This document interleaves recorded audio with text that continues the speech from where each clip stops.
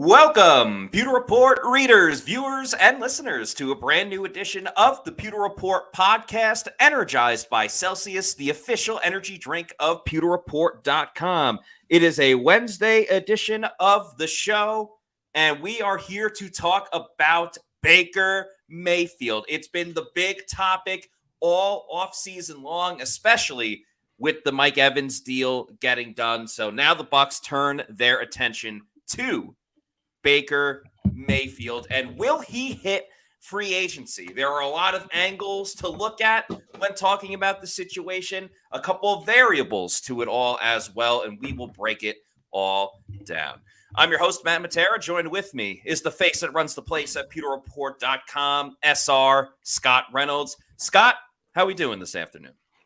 Doing good. I don't know if it's news, if it's just the facts, reporting, whatever you want to call it. Published a story a little bit ago here on Pewter Report, and the story's kind of blowing up. You can read it. I just dropped it in the chat. We're going to talk about it today. If you have any questions, I'm happy to answer them. But it kind of caused a little bit of waves. I've seen on X some posts about the fact that Baker Mayfield's camp opened up with a $44 million request per year. Folks, that's just how negotiations go. Have no illusions that the Buccaneers are not going to, accept that, nor does Baker Mayfield think that they're going to accept that. All right. That's just that's the starting point of negotiations. In any kind of negotiations, whether you're haggling for a car, whether you're in sales, whether you're an agent trying to negotiate a deal for your client with the team, you come in high because you want to make the most money, and then the team's going to come in low. They want to pay the least amount of money, and you meet somewhere in the middle. So it's important that it's kind of like Jamie Foxx's character, MF Jones on on Horrible Bosses, right? It's like you don't want to come in at $3 million, and then they say no. I'm like, okay, fine, 5,000. Right. You can't negotiate. Yeah, you can't negotiate that way. Yeah. And if you've seen Horrible Bosses 1 or 2, Jamie Foxx's character just absolutely steals the show. Yeah. But so there's the art of negotiation. Sometimes it takes time. At any point in time, even though we've come out with a report that says that they're not close, okay? At any point in time, a deal can get done like that. So if a deal gets done tomorrow or later tonight, I don't want to hear any Pewter people say, well, Scott Reynolds said they weren't even close. Okay, well, things change. Things change quickly. Mike Evans told his agent on Sunday night, I want to be a Buck for life. Let's do it, right? That's all it takes is when whether the team accepts the player's latest offer or the player accepts the team's latest offer, that's when a deal gets done. And when does that happen? It happens when it happens. Sometimes it goes down to the very last minute of free agency before a deal's done. Sometimes you have to let the player hit free agency, right? They didn't get a deal done with Jamel Dean or Levante David last year or Carlton Davis. And they let those players hit free agency. It was a calculated gamble. The risk paid off. So we'll see what happens. There's still plenty of time, Matt, before Monday's opening period of that open negotiation part of free agency. And then when deals can get signed on next Wednesday at 4:00 to have these two teams, have these two sides come to the table and agree on a deal.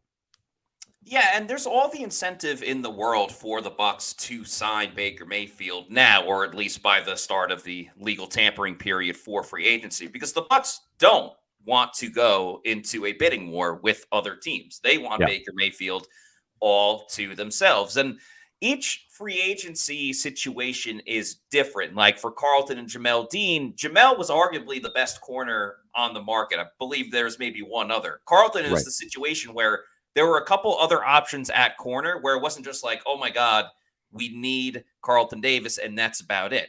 With Baker, it's a little bit different because outside of Kirk Cousins, Baker is your best pick for any team out there, really, unless you want to go with Russell Wilson. But I would go with Baker Mayfield. A couple of different reasons. So with those terms, the ball is a little bit more in Baker's court, I would say, Yeah.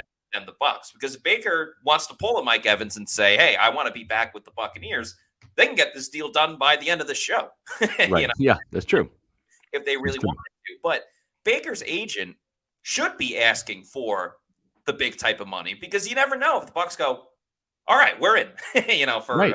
that high number. But obviously, Jason, Mike Greenberg, they're going to do their due diligence and not allow that number to balloon. So that's what makes it interesting, because we've talked a lot about that the Bucs aren't going to franchise tag Baker Mayfield. They shouldn't. Right. They didn't. They gave that to Antoine Winfield Jr. But that franchise tag would have been $37 million, right? Exactly. On Mayfield. Yeah. I do have to wonder, the more that this goes on, is there another team out there that will pay around that number for Baker Mayfield? I think that's the big, loophole, but that's the big question in all of this. And you know what? I think that the Buccaneers, in theory, would love to franchise tag Baker Mayfield. Just like they wanted to give Jameis Winston that 5th-year option, right? They wanted to let's see one more year, right? That they did that with Shaq Barrett. Okay, you had 19 and a half sacks. Not expecting you to get that much again, but let's see what you can do before we extend your contract. And he won a Super Bowl and chased Patrick Mahomes all around the yard and cashed in, and good for him. But having said that, the problem with that just under $37 million figure is it's static. You can't reduce it. You can't restructure it, right? It's there, and it consumes so much of your salary cap space. So that is the real problem with that, is because he might resign for, let's say he resigns for $36 million. Okay. Yeah. Let's say that's the number, or he gets a deal elsewhere for $36 million. Guess what? Baker Mayfield's not going to be hitting anyone's cap for $36 million in 2024. That number is going to be significantly lower, just like we saw with Mike Evans. That salary cap number for this year is going to be just over $5 million, not the $21 million he's going to be making. So that's the real problem with that franchise tag number for quarterbacks. It is so cost prohibitive because it has to stay on that salary cap and consume so much cap space this year. Yeah. And it's like, and that's always the problem. And you see it from time to time. I guess Russell Wilson's on the mind, but like when the Seahawks were in their prime and they won that first Super Bowl and they lost to New England, they were able to construct such a great team because Russell Wilson was still on his rookie contract, if I'm not mistaken. So when you don't have to pay the quarterback and you can allocate that money to everybody else on the team, you can build a pretty damn good roster. Obviously, still building through the draft is obviously super important.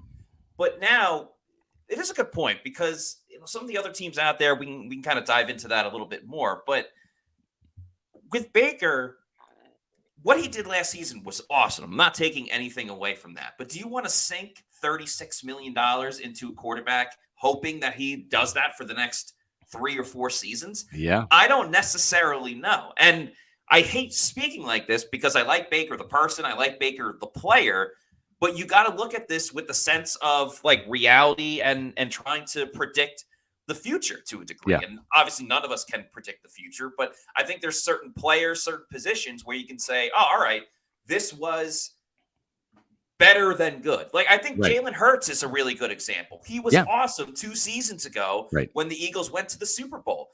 And he wasn't even that bad last season, but in terms of the contract and the money that the Eagles gave him, he didn't live up to that contract. Right. Can you see something like that happening with Baker Mayfield? I hate to say it, but absolutely. Sure. Absolutely. Yeah. So it's got to be a really measured effort when trying to find the right deal and the right numbers with Baker. You're exactly right. And so there's really 3 components to this from the Buccaneers side of things, and also for Baker.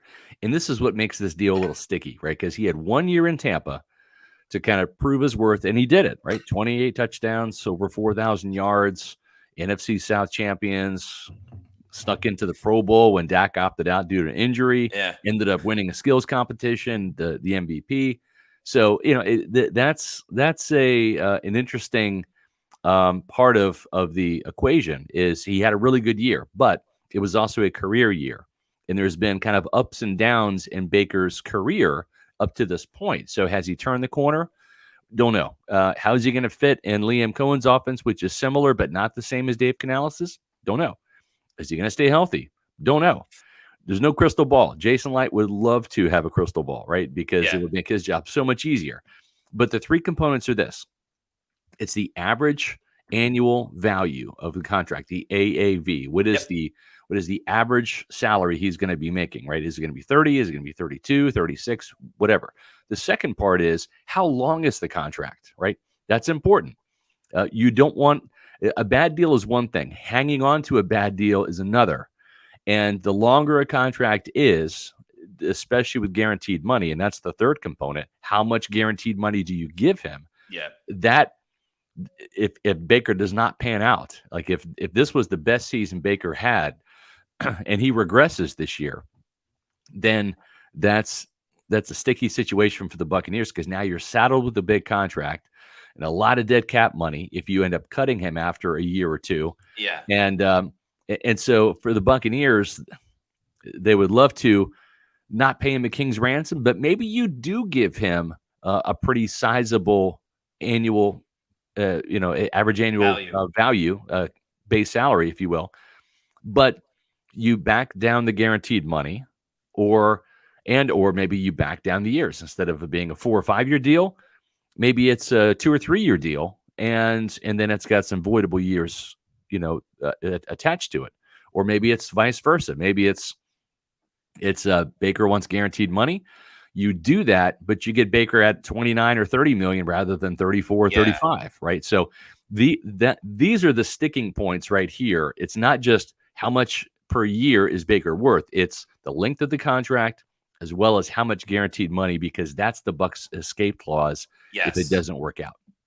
And I think anything under 30 million for Baker Mayfield, I consider that a win for the Bucs in that situation.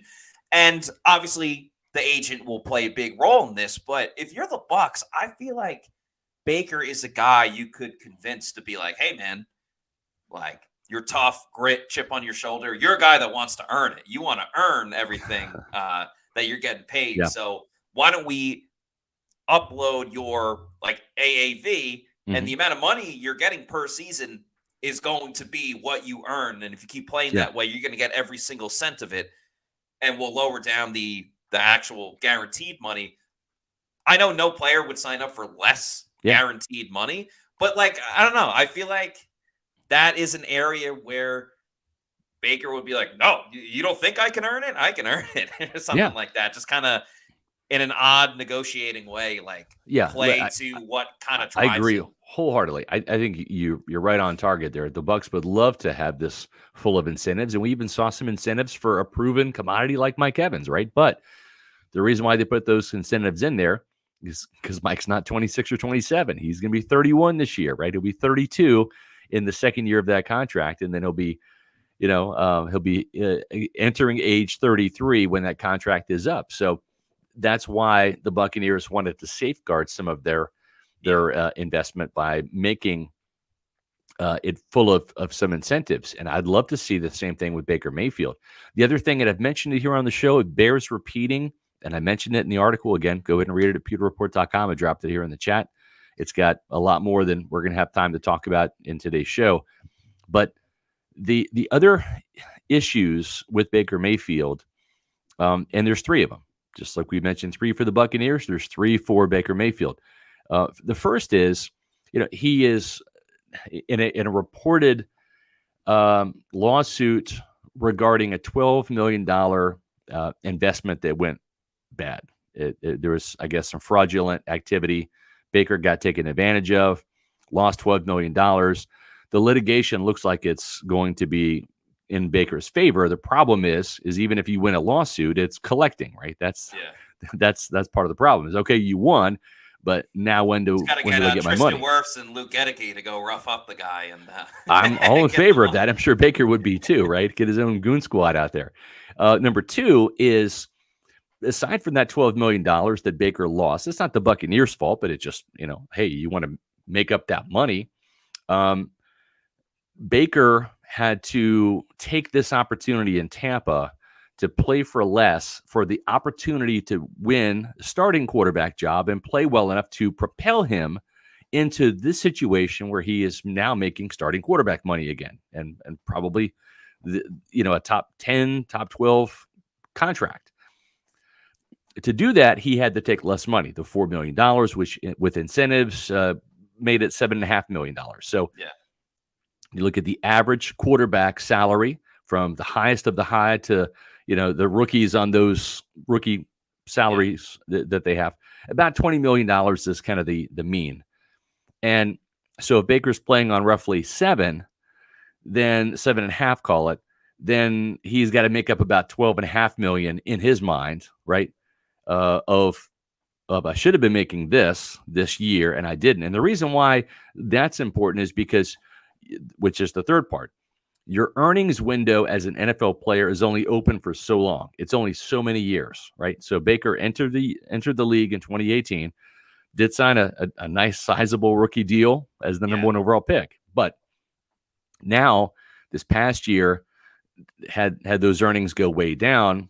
And then how long is that earnings window going to be open? Baker was this close to being the next Mitch Trubisky, Andy Dalton, Jameis Winston, Marcus Mariota, Blaine Gabbert, guys that were first-round picks that time had passed them by in terms of the league says you're no longer a starting caliber quarterback, right? And now you're going to hang on for a couple more years with backup money, right? 1-year deals, $4 million here, $5 million there. And so when is it? This is probably Baker's last contract. Maybe it's not. If it's a 2 or 3 year deal, maybe he'll get one more shot at another big deal. But he's got to cash in right now because tomorrow is not guaranteed.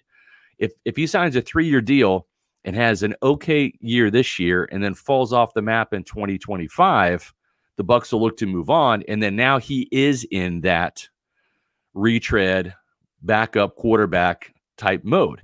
And those $30 million seasons are gone. He's now probably below $10 million.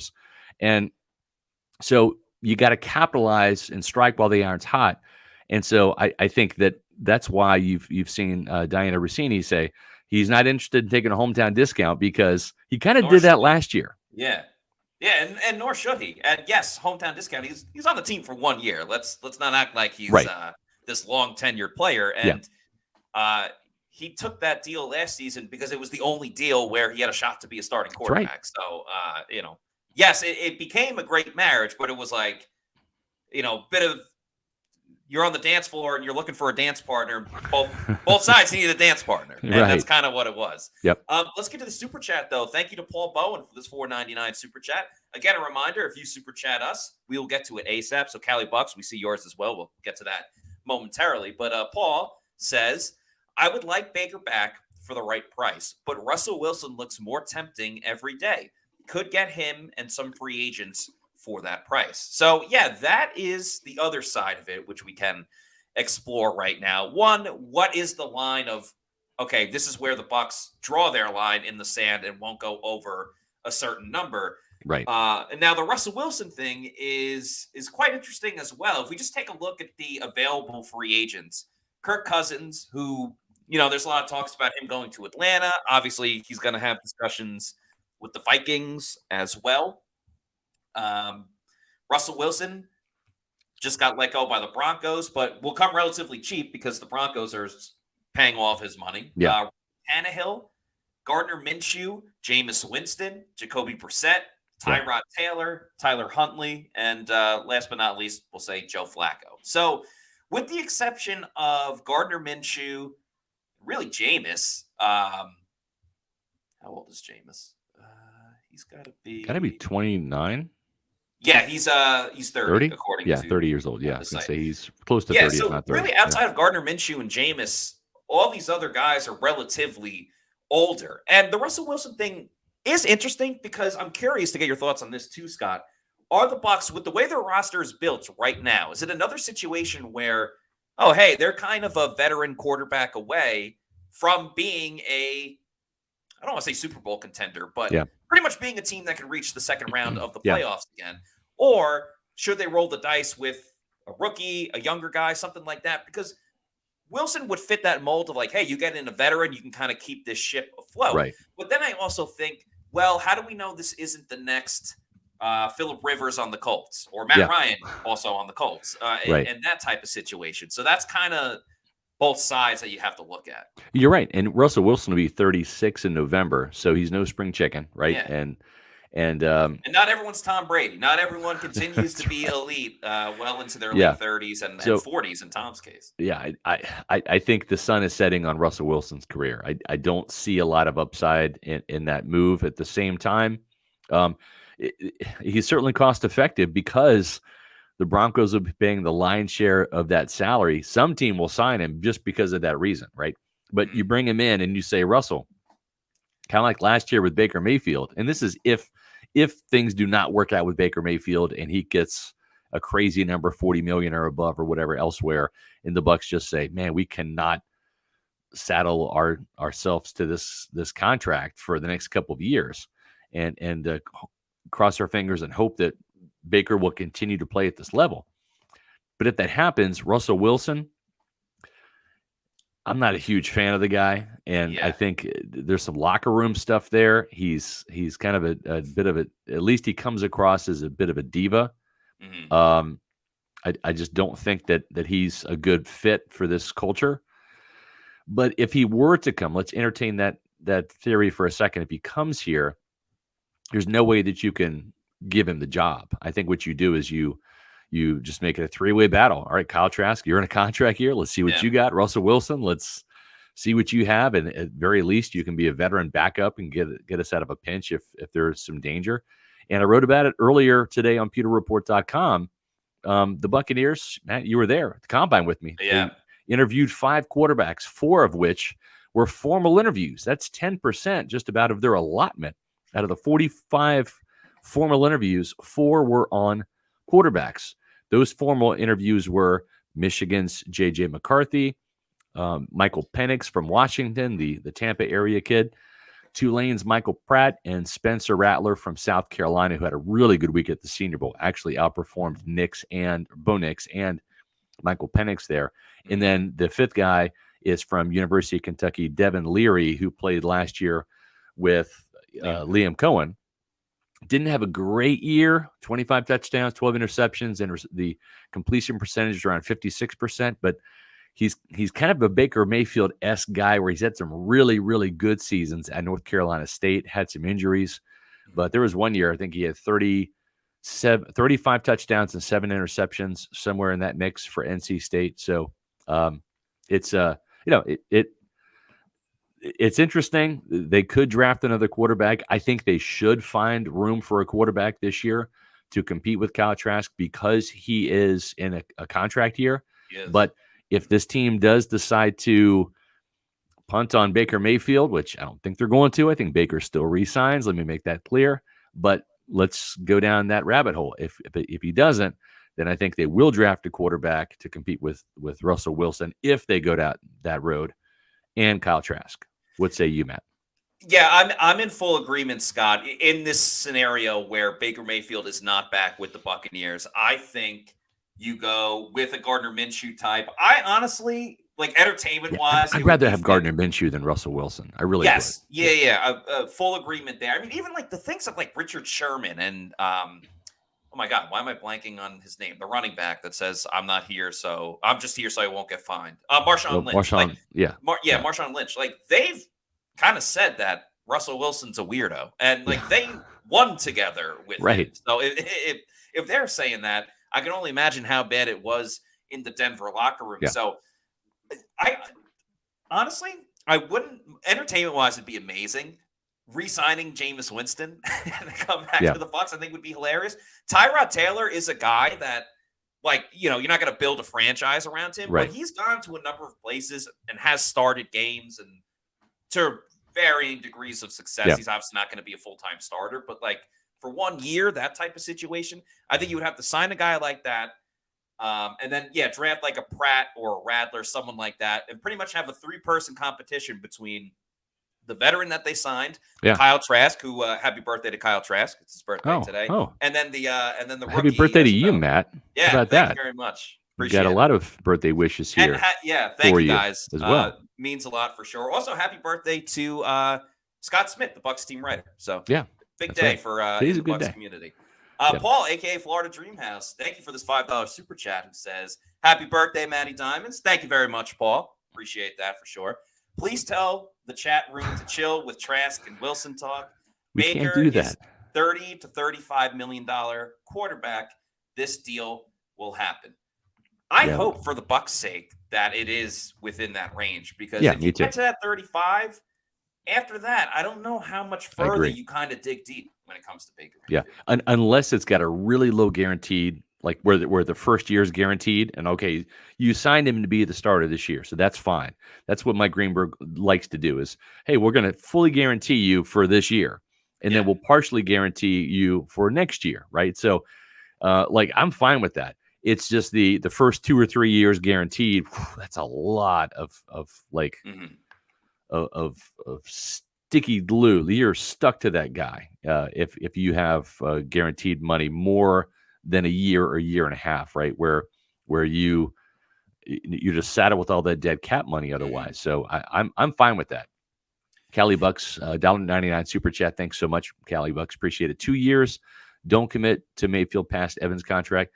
I'm all in favor of that. In a perfect world, that makes complete sense. Yeah. Absolute sense. But again, you got to look at it from the side of Baker Mayfield and his team. There's really no reason for him to sign a 2-year deal unless he is fully in the camp of, I'm going to bet on myself again, and after 2 years get an even bigger contract on top of that. But that is, I think it's a little bit of like biting off more than you can chew in that type of situation. So if I'm Baker, and happy birthday to Clack 5 White, the big 5-0. But yeah, if you're Baker and Baker's team, his agent, everything like that, you want him to sign, I think, at least a 4-year deal, something like that. It's one thing if you're Baker Mayfield to move Emily from Cleveland to Carolina to LA to Tampa, but you got a baby on the way, right? You're going to be a dad in a few weeks here. And listen, Tampa's a great place, man. I haven't seen you leave yet, right? No, I graduated college in Tampa and I never left. This is year 29 for me in Tampa, moving here from Kansas. So it's a great place, and you want to put some roots down if you're Baker Mayfield. You want to get out of the condo and buy a house. And if you're going to buy a house, I'm just going to jump in real quick and do the ad read right now. I'm sure Eric Gross would love to sell Baker Mayfield a house. I'm sure Baker would love that as well, because Eric's a great guy. Folks, listen, if you need a realtor, I'm going to tell you right now, Eric Gross is the guy that you want to have in your corner. You want to trade for him, sign him in free agency, draft him, whatever you got to do. Get Eric Gross on your team, because he is going to not only get you the best value for your home if you're trying to sell it, but if you are looking to buy a house, he is going to try to negotiate the best deal for you. And not just the house, but the neighborhood. That's so important. It's not just the house that you're going to be living in, because it's really a home. It's what neighborhood are you in? What area of town do you want to live in? And that's where Eric's experience comes into play. He knows this town like the back of his hand. He's a Tampa native. His dad was stationed in MacDill Air Force Base. So get Eric on your team. And you can do that really easily. Give him a call. And you want to start the conversation about Tampa Bay football. Talk a little free agency, right? Start there. Get to know Eric. And then you're going to find out that he is going to be your number one draft pick. Give him a call at 513-907-4271. Or you can check out the website, housesinfla.com. That's housesinfla.com. You can find Eric in the Eric Gross Group on Facebook and Instagram at Eric Gross Group. And no matter where you are in your home ownership journey, you're going to feel welcome with the Eric Gross Group, the official realtor of Pewter Report. Again, visit housesinfla.com. Scott, I think we should get into a little bit some of the other suitors for Baker Mayfield. Because like we said, this is a bit of a, or could be, I should say, a bidding war. Other teams want Baker Mayfield. So obviously there's one in our own backyard of the NFC South with the Atlanta Falcons. And again, it's a little bit of musical chairs between Kirk Cousins, Baker Mayfield, and now I think Russell Wilson. Those are obviously the top three available in this free agency, because if Kirk Cousins goes to Atlanta, well, then Minnesota's saying, hey, Baker, Over here, my man. Yeah. So yeah, those two teams, Minnesota and Atlanta, certainly will be interested in Baker Mayfield. And who knows? There's always like another team out there. There's been like conflicting reports about New Right. England that they're in, that they're Right. not in, that Baker's not interested. So yeah, curious to see how that'll all work out. Yeah. I think one thing is probably safe to bet on, right? Either Kirk Cousins is going to be back in Minnesota or he's going to be in Atlanta, right? One of those two things is going to happen.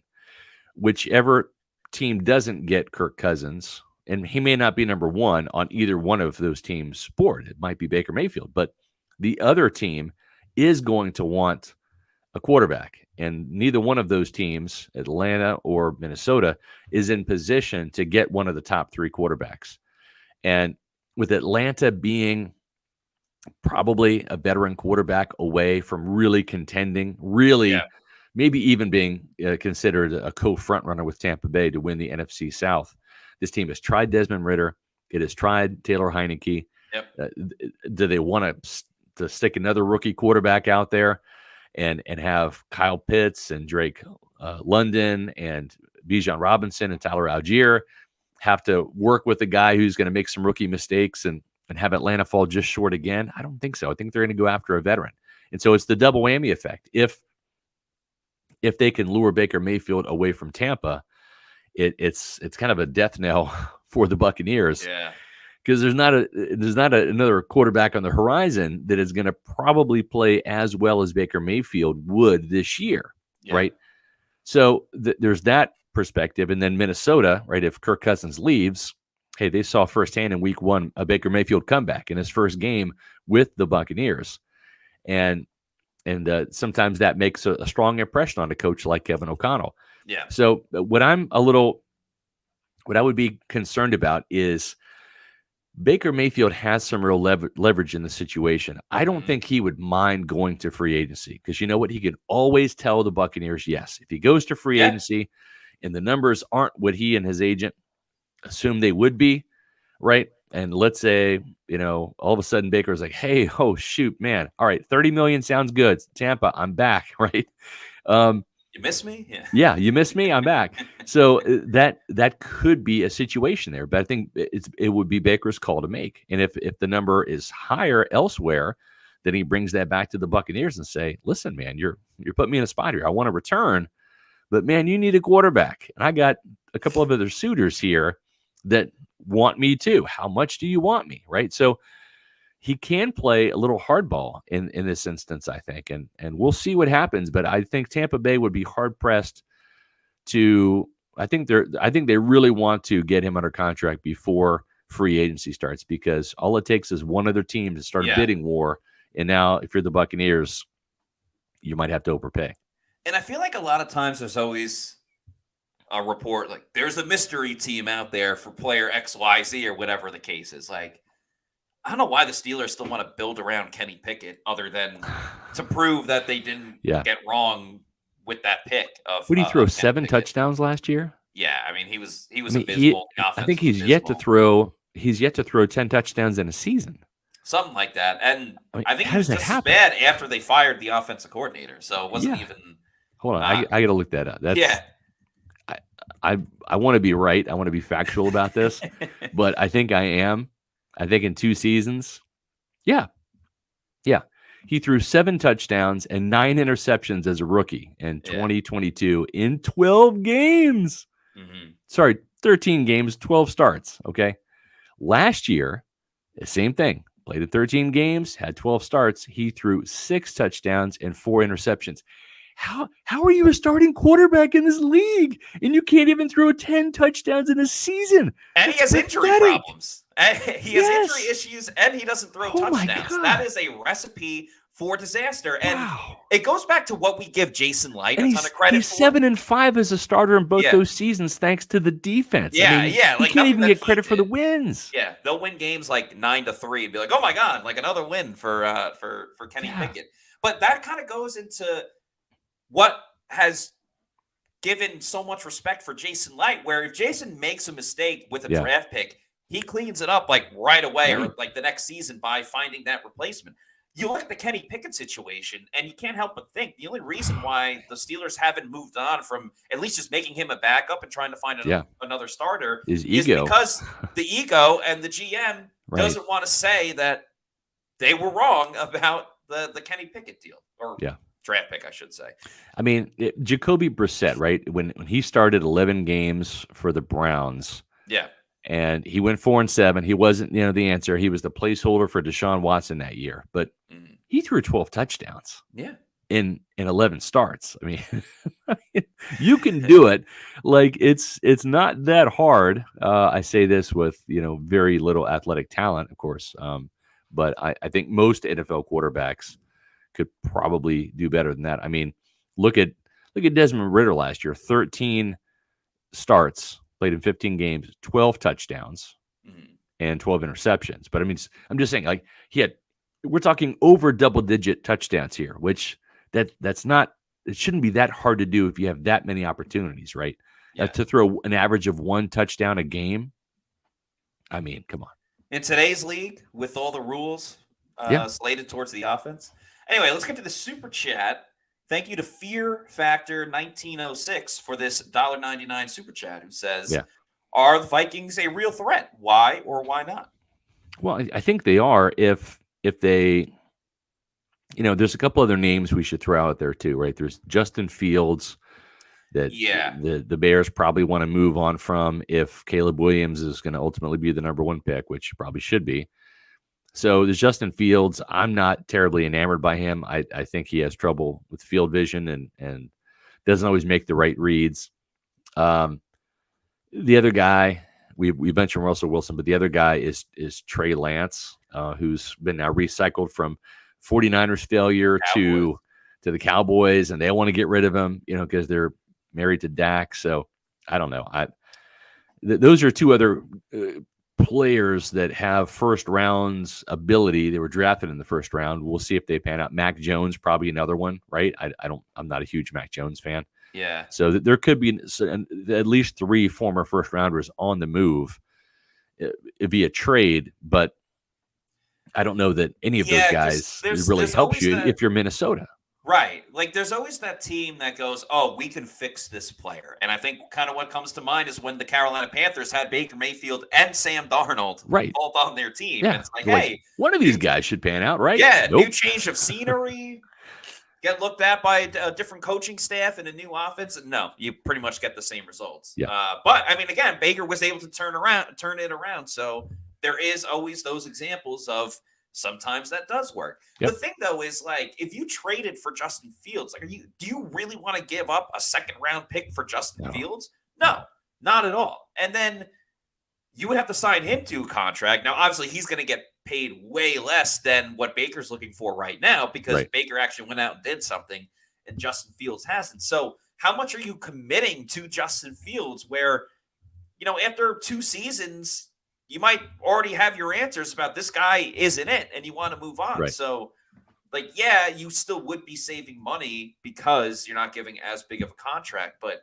I don't know, that the whole thing with the Bears is so interesting because everybody knows they have to trade Justin Fields. They're not just going to keep him on the roster. Right. But I don't know what the Bears necessarily are going to get because everybody knows they got to get rid of Justin Fields. So exactly. Unless teams go, listen, we just want to make sure that we get him and you don't talk to anyone else. Right. We'll give you a 2nd round pick. Yeah. I would sign up for that if I'm the Bears, but I don't think the Bucs should even consider that. Now, if the Bears say, you know what, just give us like a 5th round pick, then you have my attention a little bit for the Buccaneers. No doubt. I mean, he's got some ability for sure, right? I mean, he had a 1,100-yard rushing season 2 years ago, 8 touchdowns, and then last year, only fell off to 657 yards, right?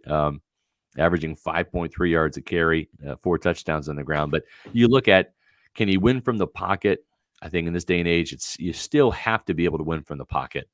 That doesn't mean that you have to be a pocket passer, but I mean, even Patrick Mahomes, who's got mobility for days, right? He makes so many plays outside of the pocket, but he also makes plenty of throws from the pocket. Yeah. And you look at a couple of things with Justin Fields, the 60.3 career completion percentage, that's not good. You'd like to have that closer to 65%.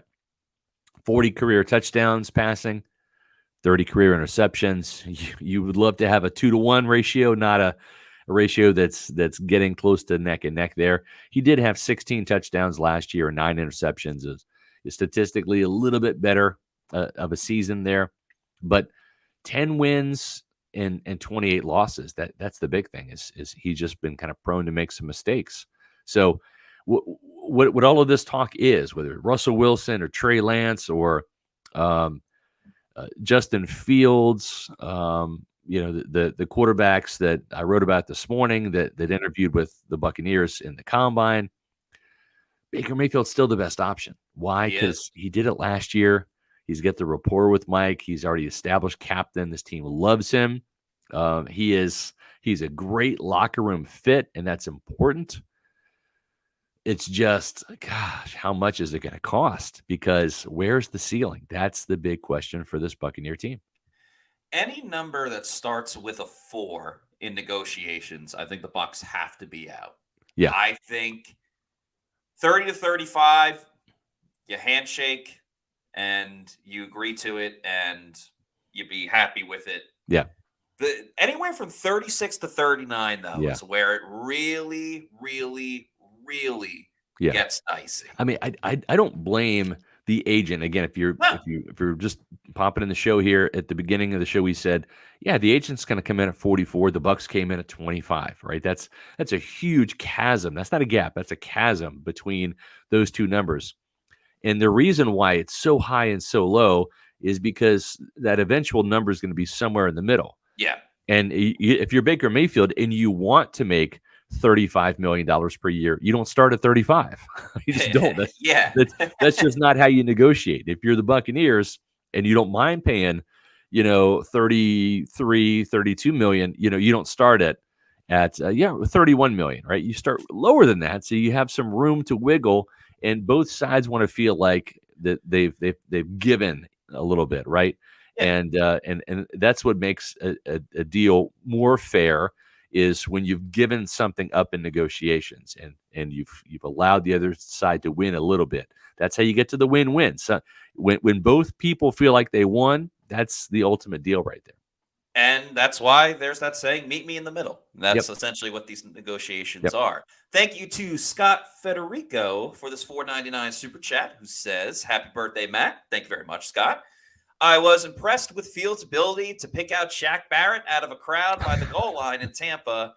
That's vision. Yeah. LOL. Great comment, Scott. Thanks again for the birthday wish. That's the big thing with Fields is the amount that he turned it over. There was a stat I remember seeing during the season, because remember, Justin Fields got hurt and missed some games, and I believe Tyson Bagent played and maybe another quarterback. But those quarterbacks didn't turn the ball over as much, and the Bears won a couple of those games because they didn't turn the ball over. Now, it's not always a direct comparison, because if you're playing a really bad team, you have a better chance of winning to begin with. I think one of those wins came over the Raiders while their former coach was there before their current coach. Sorry, my head is all over the place right now. But anyway, so point being, turnovers was a big thing that obviously the Bucs had when Jameis Winston was there. It was a big part of their success when Tom Brady was around, outside of Brady being the greatest quarterback of all time. Right. And then Baker, a big deal of why he was so great last year was that touchdown to interception ratio. Yes. And everything that Dave Canales preached, that Liam Cohen will be preaching as well, taking care of the football.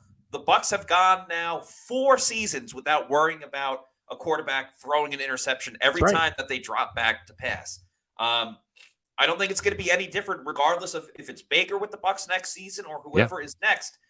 The Bucs can ill afford. I mean, this goes for any team.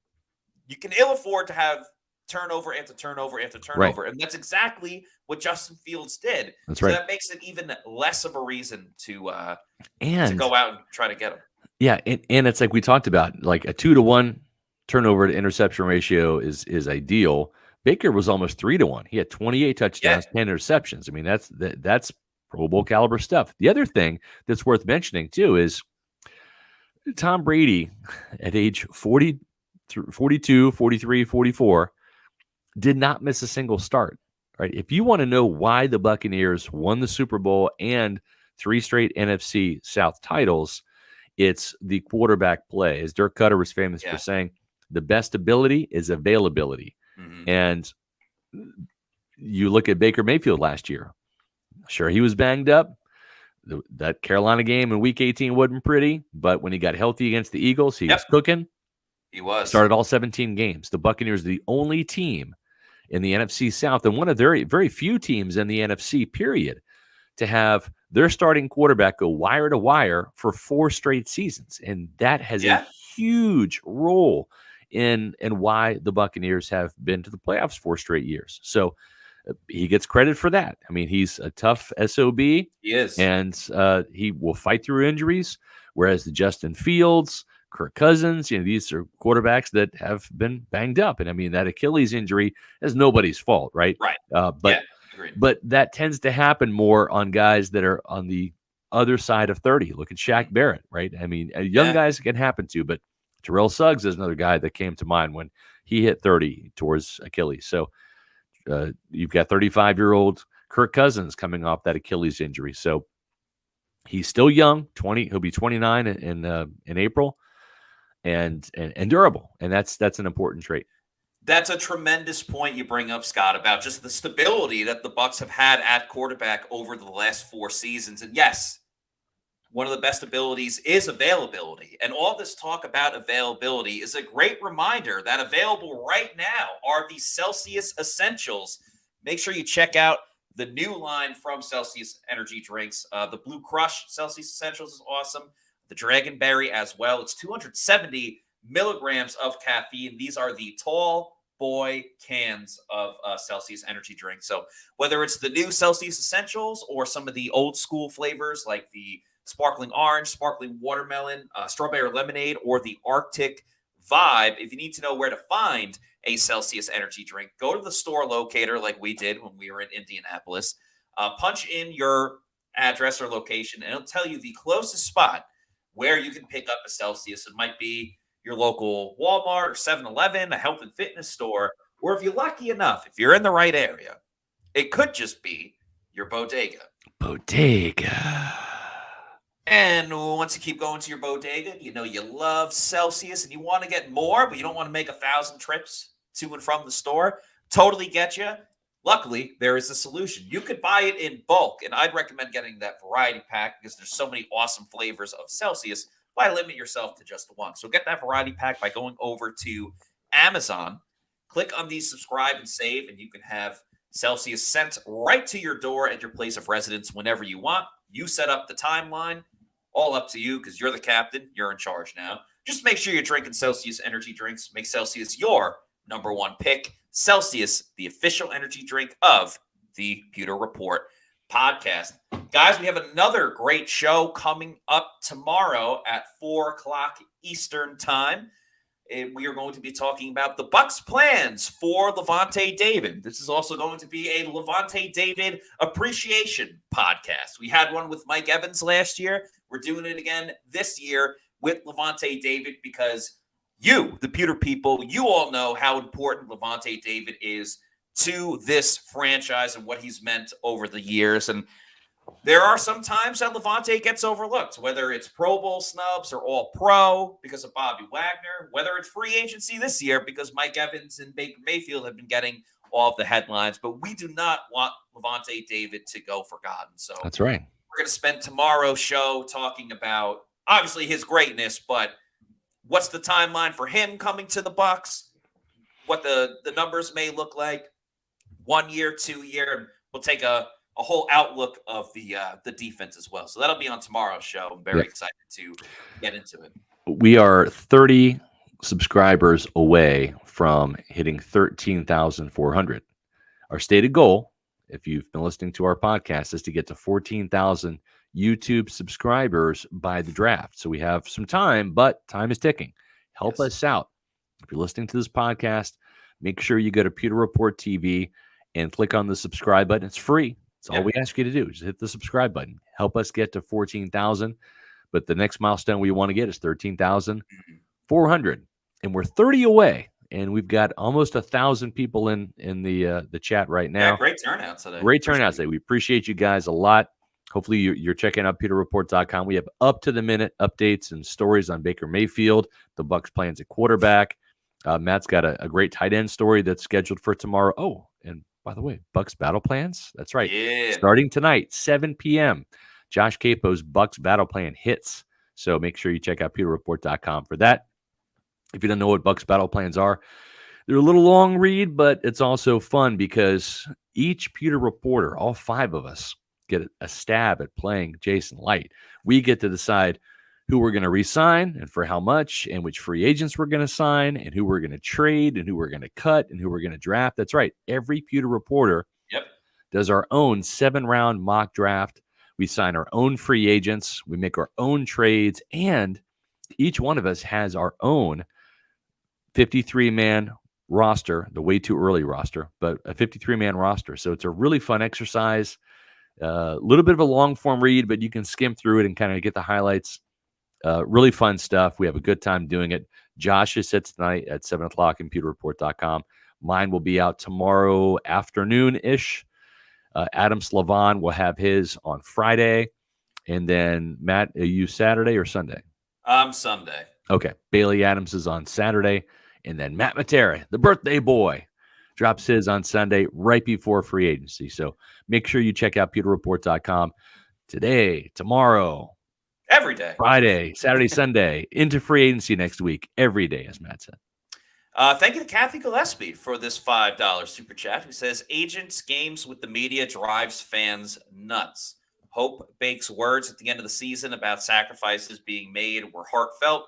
2 years, $60 million with incentives. That is true. Sometimes agents will say certain things to the media to try to voice their opinion and not to get everybody out with their pitchforks and stuff to yell at the organization. But sometimes they want to put a little public pressure on the team that they're negotiating with. So that does happen from time to time. Yeah. We saw that with Derek Gilmore, Mike's agent, when he put out his demands over the weekend as we were getting ready to wrap up our coverage from Indianapolis. We broke that story. We wouldn't break it, but we wrote it.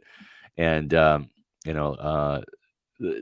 all of a sudden, a deal got done. So sometimes these games, they have to be played. Deadlines, they're there for a reason, right? And sometimes deals go up to the deadline. And the pressure of that deadline, that's when sometimes these deals come to fruition. So we'll see. There's still plenty of time. It'll be interesting to see, again, the 3 things Baker Mayfield. What is the average annual value? What is that average base salary going to be? Is it going to be 30 million, 32, 36? What's it going to be? Number 2, what's the guaranteed money? How much money are the Buccaneers going to guarantee in that contract? If it doesn't work out long-term with Baker, that could be a key role when it comes to dead cap money and how long they have to hang on to him. And the number 3, how long is the contract, right? Is it a 2 or 3 year deal? Or is this a thing where Baker says, I'll take less money, but I want more guaranteed money and I want a longer deal because I want to feel like I'm in my place and put some roots down in Tampa. Be interesting to see what happens. Absolutely. And as we wind down the show, I want to leave Bucs fans with some peace of mind because obviously the negotiations back and forth. You hear reports, Baker's talking to this team and that team, and everyone's interested in Baker. I will just say to everybody, let's remember Jason Light, Jackie Davidson, Mike Greenberg. They have done a great job in the past, including the Mike Evans negotiations a couple of days ago. They have done a great job with, hey, it looks like a tough situation. It looks dicey. And one way or another, they figure it out. You can pinpoint this all the way back to the 2021 offseason, or I guess 2020 offseason, going into the 2021 season. They did it last offseason. They did it the year before that. And they've already done it with Mike Evans and at least assuring that Antoine Winfield Jr. will be back with the Bucs next season. So if I was going to put money on it, when people come up to me and they say, what do you think about this? What do you think about that? I still believe that the odds-on favorite for Baker Mayfield is going to be the Tampa Bay Buccaneers. I agree. Yes, we will hear other reports. Yes, more news will come out. But stay strong, stay patient, and just believe in the Bucs brass that you see on the screen right there, because Yep. most of the time they get it done, and I see no reason why this situation would be different. I agree. One last thing here from Gary Buff. What's going on with Wirfs? Well, the good news is Tristan Wirfs is under contract this year because he has had his fifth-year option picked up. So he is technically a Buccaneer this year. They can let him play that deal out as they did Devin White last year, or as they did with Vita Vea, they can pick up that fifth-year option and then negotiate a long-term deal even before he gets to play this season and have a deal done. But you know what? The great thing is he's already accounted for it on the roster this year with that fifth-year option getting picked up. They don't have to worry about him right now. They have more pressing deals to get done. We're talking about Baker Mayfield, Levante David, Chase McLaughlin, and they'll negotiate a long-term deal as well with Antoine Winfield Jr. before July. But they'll also do that, I think, before training camp too, Matt, with Tristan Wirfs. Yeah, obviously they want Tristan around for the entirety of his career. That's not something I'm even worried about in the slightest. And, Tristan Wirfs is the most easygoing guy off the field that I can't even imagine there being the slightest discourse between Tristan Wirfs and the Buccaneers. Yeah, we've already seen an influx of people subscribing to Pewter Report TV. Yes. Help us out. Keep that going. Hit that subscribe button on Pewter Report TV and help us get to 13,400 here by the weekend. That would be awesome. Please do. That would be fantastic. If you're not already doing so, please follow us on all of our social media on Twitter, now known as X, Instagram, and Facebook. We are at Pewter Report, and our YouTube channel is Pewter Report TV. We have the podcast 4 times per week. We got various videos from in season, from the combine, really all year round, different clips, opinions, thought pieces, tons and tons of content over on our YouTube channel. So please subscribe to Pewter Report TV. And tomorrow's show, again, the Bucs plans for Levante David. We're talking all about number 54 tomorrow, probably a little bit of 45 as well, but a lot of the focus on Levante David. So that's going to be great for tomorrow's show. One more reminder, please like and subscribe and leave a comment on our YouTube channel after this video is done. You guys have been great with that, so thank you so much. And we encourage you to keep doing so. All right, that's going to do it for us on today's show. For Scott Reynolds, I'm Matt Matera saying thanks everybody for watching. Thanks for all the birthday well wishes, and we will see you tomorrow for another edition of the Pewter Report podcast. Out.